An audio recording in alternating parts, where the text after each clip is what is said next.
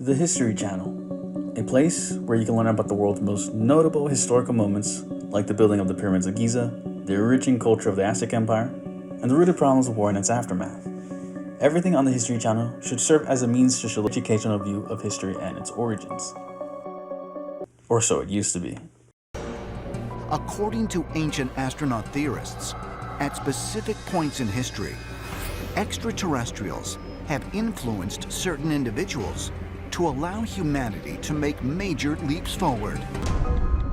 As evidence, they point to the visionary who jump-started the microcomputer revolution, Steve Jobs. Yeah, pretty much. So what exactly happened to have this network have shows like these dominate the History Channel? First, let's take a look at the History Channel's origins, the history of the History Channel, and why it no longer represents its own name. The History Channel is a 24-hour-day program service that essentially runs documentaries, special ministries, and movies with focuses on historical-based events. In its earlier days, around 1995, it used to show reruns of classic, historical moments like Year After Year, a television series that broadcasts the most notable events during the 20th century. And when the History Channel wanted to create even more access for historical content, they made their own shows, like Inspector Gadget, which made it easier for younger audiences to connect and learn about historical sites. Modern Marvels, a show that covers technology and its history. They even covered a lot of World War in their documentaries, so much so that they were sometimes nicknamed the Hitler Channel. So if you were looking for a nice, quick, easy place to get some education with some entertainment sprinkled on top, then the History Channel was the perfect place to escape to. Or so it used to be. Insert Ancient Aliens. If you kept up with current trends, then I'm pretty sure you're familiar with the Aliens guy. But this man was another piece that led to the downfall of the History Channel. He spread so much misinformation in ways that current historians would call a disgrace to actual science and history. In fact, there's a word for this. It's called pseudoscience. Pseudoscience is a set of ideas that presents itself as a science, all while not meeting the criteria needed to be called as such. It's kind of like this thing where if you sound really convincing enough, you can get away with saying basically anything. It's why these so-called TV scientists can get away from being called liars, because they use words like could it be, or is it possible, because technically, they aren't lying. And stuff like this has made History Channel a hard place to take seriously. Did ancient aliens shape the first Thanksgiving? Is it mere coincidence that Cape Cod, when viewed from space, looks like an alien life form?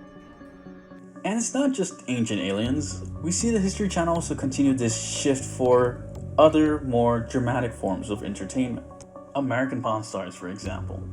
I mean, there's a little history, like with some of the items they bring in, but it isn't what you'd exactly call historical content. Back when I was a teenager, that's all you could buy was vinyl.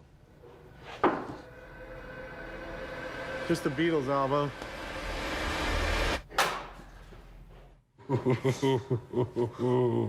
It's mostly entertainment, and sadly, this show's like the most historical you could get from a show on History Channel these days, because as everything else just spirals downwards. Ice Road Truckers. It's where truckers drive around frozen lakes delivering cargo, and apparently it's pretty good, except it has nothing to do with history. The Curse of Oak Island details the story of Rick and Marty searching for treasure.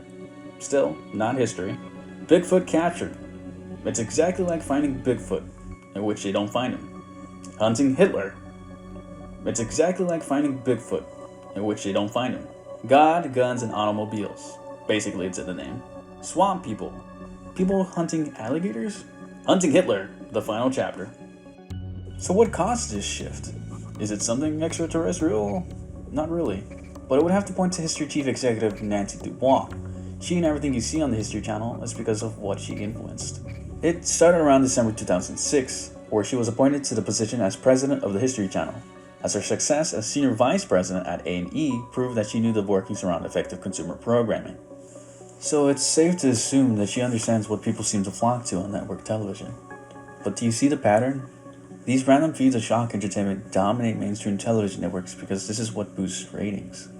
Because this network channel is no longer this educational place to learn about history, but focuses a lot more on the mystery and entertainment factor of today's historical television. History Channel documentaries in general seem less interested in investigating and informing, and more interested in throwing speculative material or showing TV shows that basically have no promise with history itself. In the end, I hope those of you in network media are to think critically, because while the History Channel is an example of higher-ups choosing to show whatever gets them interactions, the same can also be applied with other forms of media, like Facebook, YouTube, and Twitter, currently copying the TikTok video scroll algorithm.